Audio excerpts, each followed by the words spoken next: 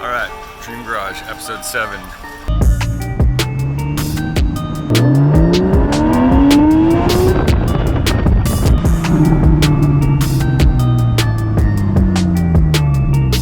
Today, got this little whip right here.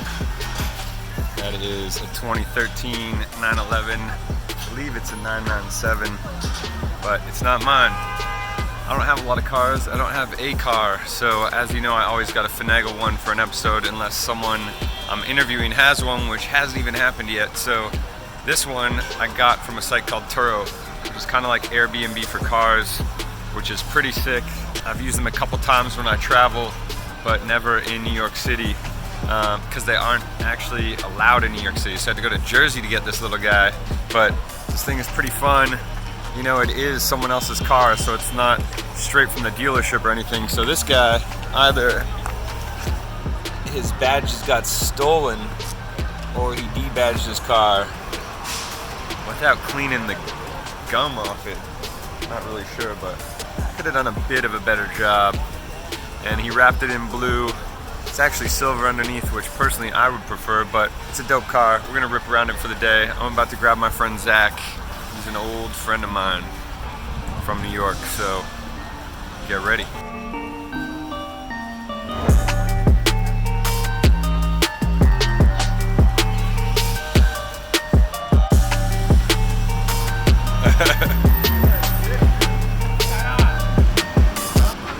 up, brother? How are you? Wow, this is crazy. You know, it'll do. It will definitely do. Might have to get the top down. There's two guys driving around New York City. Very nice day. Yeah. Yes, this is a 911 Carrera, 2013. 2013 Carrera. 2013. Where should we go here, Zach? Fine. We could maybe go to Fidei and then wrap around. Hit some Holland Tunnel. It's true. Take the ferry to Staten Island. Let's do it. What do you want to do? Let's do it. Everyone, this is Zach. Zach is one of my best. Was in my wedding party. We've known each other since, let's throw a year out here. I think 2010. 2010? Maybe 2009. Oof. But one of those. Dating back. Dating back. Zach moved to New York just as a young boy. Very young boy. Chasing the dream. I think that was definitely the case. I think that I wanted the keys to the city, and you were DJing at a bunch of nightclubs, so I got to pretend that I was like, oh, you forgot the cord, I gotta walk in. So the nightclub. By the way, that's a pro tip. If you ever want to get in a nightclub, you just tell them that you're like, I have the DJ's aux cord, he actually can't spin without me. Yeah, don't just say I'm with the DJ. Yeah, don't do that, no. Or like, I was actually used to get into clubs even when I wasn't DJing. I just have my bag and be like, I'm DJing, so I need to get in. They just let me in. Then you kind of became, so when you're DJing every night, which I was doing, you kind of want someone to roll out with you every night. And Zach was new to the city, and he was down to come out every night, which was, you know, there's probably a couple stories in there we don't need to share. Definitely not. I think I literally became the unofficial champagne handler. Yes. So a good role of someone beside you in the booth at a nightclub is to just straight up handle your booze. And when you get allotted a bottle of champagne or Jameson, as we frequented, you know, you need someone to pass those drinks out to the people. And also be the buffer for requests. That's the most important thing, the buffer for requests. The buffer for requests. No more Rihanna. Also, it's like funny though, because if you go out every night for 4 years, you will find a way to be successful. Yeah, that's true.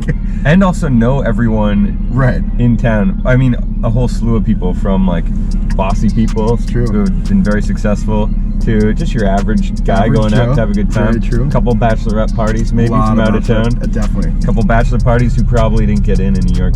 So you might have met them outside while taking a break. Outside the club. Yeah. And then a good slew of degenerates. Yeah, it's very true. Yeah. Anything you do every day becomes you have to be committed though. You gotta be committed. Gotta be committed. So I was doing 6-7 nights a week. Zach was alongside. Yeah, I was doing a solid 5, sometimes 7. You know, was getting there. You miss those days of having to like DJ every night or no? No, not at all. Do you ever feel like when you look at kind of like where you are now, do you ever get a little bit like, not ashamed, but like you have to like tell people like, yo, I actually have a DJ at like nightclubs every night? No, I still kind of feel weird telling people I DJ in general. Okay. Because for me, I want kind of a business exit under my belt, or two, Right. or three, or four. So it's weird when I'm at a dinner table with like some successful parents, and like, what do you do? And I'm like, oh, I DJ. And they're like, oh, are you Calvin Harris? And I'm like, Calvin Harris made 64 million last year. I would not be at dinner with you guys. Yeah. You wouldn't know me, my friend. Man, you're not really a DJ. You're a DJ amongst other things. Amongst other things, Right. yeah. So it's part of my skill set, and it opened many doors for me. Just like how you graduated from being the champagne handler. It's true. Zach moved to actually have to stand outside the nightclub. Yeah, instead of inside. Before they let you run the inside of the nightclub. Yeah, And then, you must run the outside. That's right, you must run the outside of the So nightclub. Zach became a door guy at a pretty notorious New York restaurant club called Acme. You know, you put in your time. You gotta go chase people that you want to be around. Yeah. And I tried to meet 3 new people that I actually liked every day. Interesting. And that was like the key. I actually used to write it down. I'd be like, did I meet 3 people that I like today? And it became that's what works. Daily mantra. Absolutely. That's like me. I always wanted to give out 1 business card a day every night I went out to build my DJ network. Would you now say if you could get 3 handles? 3 Instagram handles? Yeah. Do you need a number anymore? Are people just DMing these days? I don't really know. So last night Zach threw me a surprise birthday party for my 39th. That's right, folks. 39, baby. And yeah, you had like 40, 50 people come on. But yeah, you don't have any of those people's numbers. I didn't even know you knew some of those people. Well, I just looked at all the people you were posting photos with. Yeah, it's fair.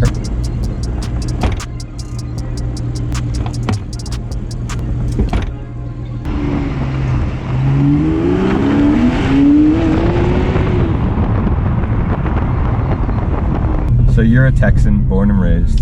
I am from Texas, that's true. Favorite school team in Texas? I guess I'm an A&M fan. I used to love Manziel. I mean, that's the Canadian connection. Yeah. He loves Drake. Here we Manziel are. loves Drake, here we are. That's why we're still friends. We're still friends. You since, retired your wrestling tights. It's true. Some might say. It's true, yeah. Zach was a man on the mat. I was all-state wrestler in high school. All-state wrestler. But I would say that largely that mentality got you to where you are, like all the learnings from that. Yeah, I think like never giving up, pushing yourself beyond. Being an athete's like a big thing, especially when it comes to like a sport like that where it's like mostly just like a willpower thing. Yeah. You're starving constantly and you're alone out there. That's it. Just me and the mat. True. Just me Some and other the guy mat. trying to hold me down. Some other guy trying to hurt me. Yeah. And then so when you were living in Texas, you drove a car? Yeah. Or no. I definitely had I started driving at 15. Cars are probably... Are you allowed to drive 50? That's when you're learning? So I had actually a hardship license because I had siblings, and you could go and say that like you had to take a sibling to school, so they let you get your license early. You're supposed to get your permit at 15. I actually had my permit at 14 years old. Whoa. Yeah, kind of crazy. Breaking the law. I had a candy red Jeep. Cherokee? YJ? No, it was a box top, yeah. Yeah. And I had 4 10 jail audios in the back. Yes, obviously. you did. A man of after my own heart. And I had 18. Did that thing just bump or what? Bumped hard. What were you listening to? Mike Jones. We used to listen to a lot of... Oh yeah, you're down south. Right, a lot of Little Flip.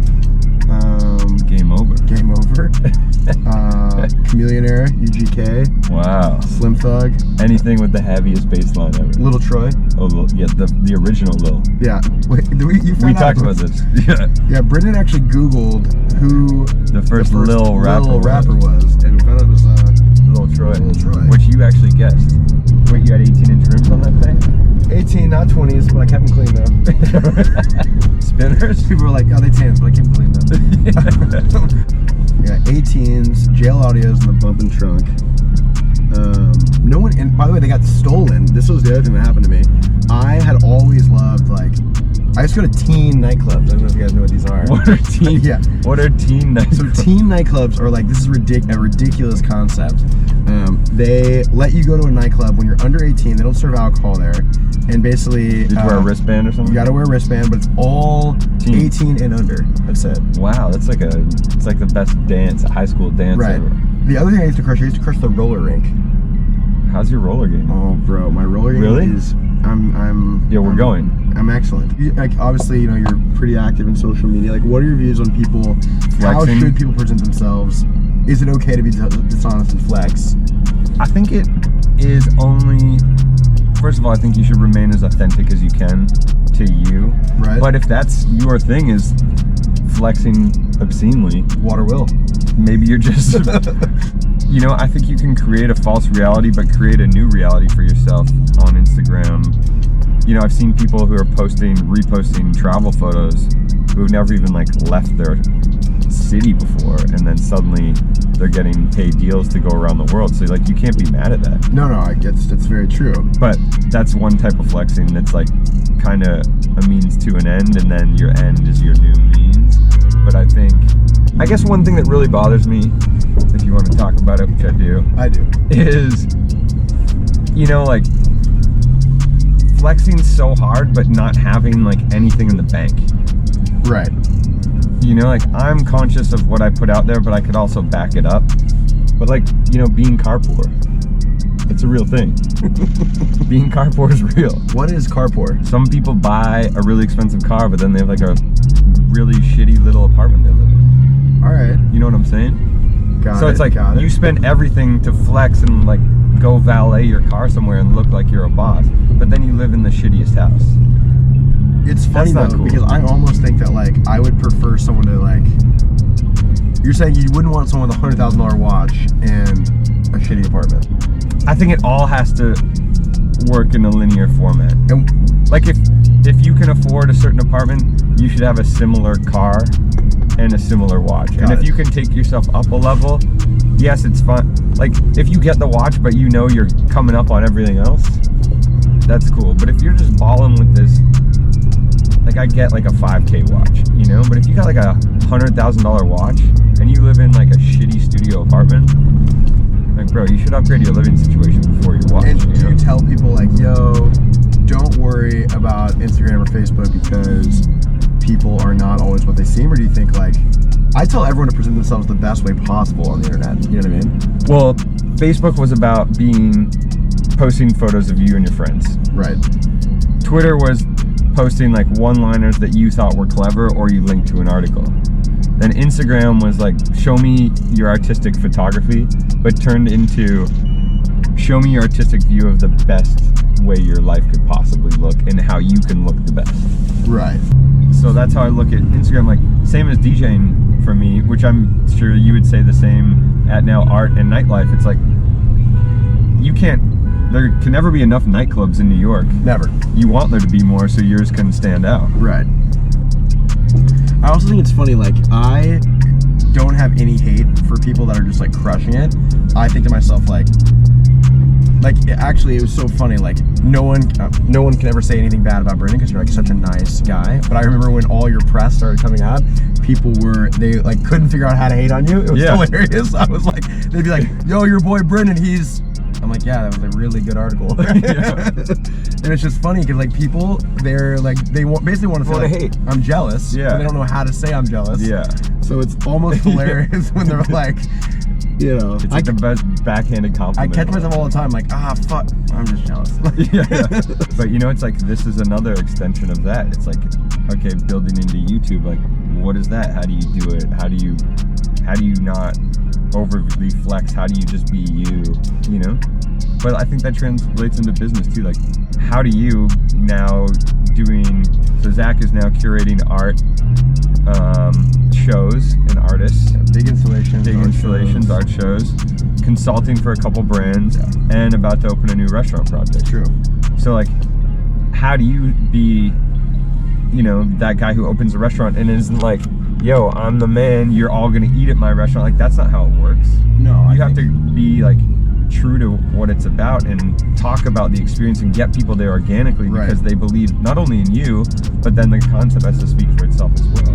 Also, humility is a really, really funny thing. Like, you should definitely act as if in life, like you're doing well, like things are going right, because it's going to make people want to be attracted to your project. Yeah. But at the same time, I think being honest and telling people like, hey, I need help with XYZ is the only way you're going to be able to get things done. Yeah. You know? I agree with that. That's a very good point. No one ever got a raise by like thinking to themselves they wanted a raise. They got a raise by asking people they wanted a raise. Yeah. And anytime I've wanted to do something, like we're talking about the art stuff, I started telling people I wanted to do art stuff. I put that out in the universe, and then it started happening. Because then people were like, "Oh, I have this art deal. Do you want to work on it? I have this. Do you want to work on it?" It's true. You got to put it out there, and I think that's the key to everything, though.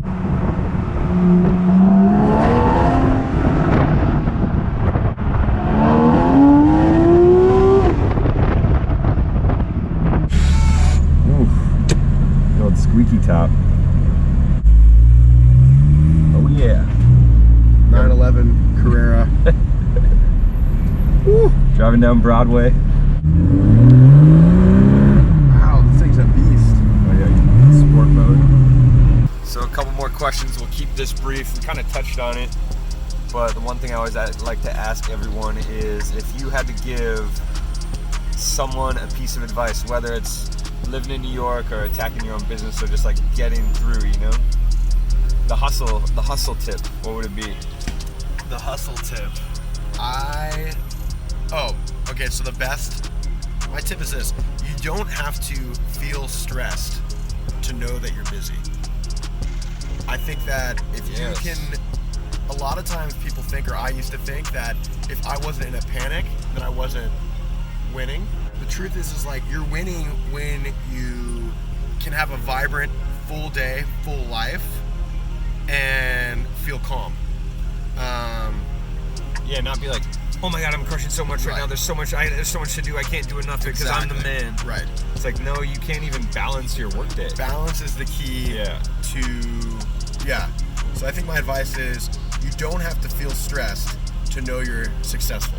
And in fact, it's actually like being stressed is actually counterproductive you can be busy and calm. Counterproductive, right. Busy and calm is the key. Yeah.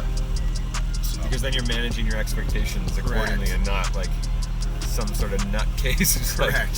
Strung out all the time, I can't get enough work done. Yeah, I mean, that's and also, it's okay to say no. You know, I think that too many people try and say yes to everything, and then don't be a deal junkie. You know, there's so many tips coming out right now. Tips. Anytime I say yes to too many things, it just doesn't ever work out. If I say yes to things that I want to say yes to, and then no to the things that I already knew were going to be bad ideas, then it's going to work. Yeah. And also, people don't get mad at you when you say no.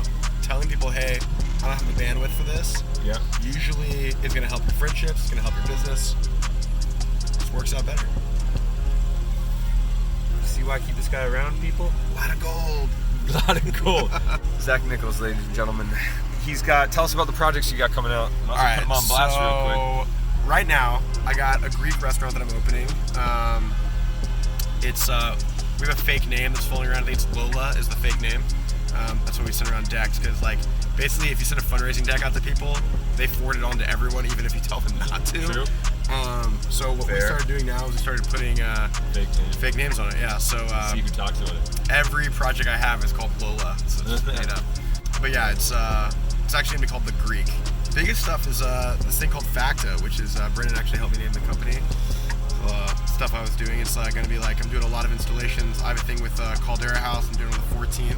Yeah, in Jackson Hole. In Jackson Hole, right. And it's a project with my buddy Wes. He owns the Bucks. And Mike Novogratz, Google that guy, very smart dude. They own this hotel, and I'm doing all the internal branding and things like that for them, so I'm excited about it. The hustle. Just struck a little deal with Amex myself. Really? Oh, yeah. Oh, are we allowed to talk about that yet? The deal's done. So yeah. There you have it, folks. That's it. The real thing is, I don't know if you guys knew about this, but I can talk about this. Brendan's wife and my girlfriend, they have a company together, so when they strike it rich, we're only going to be driving in cars all the time. We're not doing anything else. We're just hanging the skates up. All the companies I just told you about, we're selling all those anyways. It's going to be just hang time. Yeah, Trudy. Brought to you by Hannah Brothman and Kelly Lyons. We're excited about it. Lions Den. Yeah, this episode's a wrap. Zac Nichols. Follow him right here. Facta Non Verba. Zac Nichols Creative. True. Check out The Greek. Check out anything else you want to check out that he's talking. And then The Greek. It's coming this spring. Coming spring. 2019, baby. 2019. All right. Love you, brother. All right, putting this baby to bed. Back where I got it. That was a fun ride. Super loud, super fast, super fun. 2013, you still got my heart. Turo, thanks for hooking that up. Everyone check out Turo. We're gonna leave a link down here. Literally Airbnb for cars. Just get your profile all set up and choice is yours, whatever you wanna get. Thanks to Zac Nichols being a part of this. Follow him, you know where it is. Oh, there he is. All right, guys. Dream Garage, episode 7, wrapped. See you in Miami for number 8.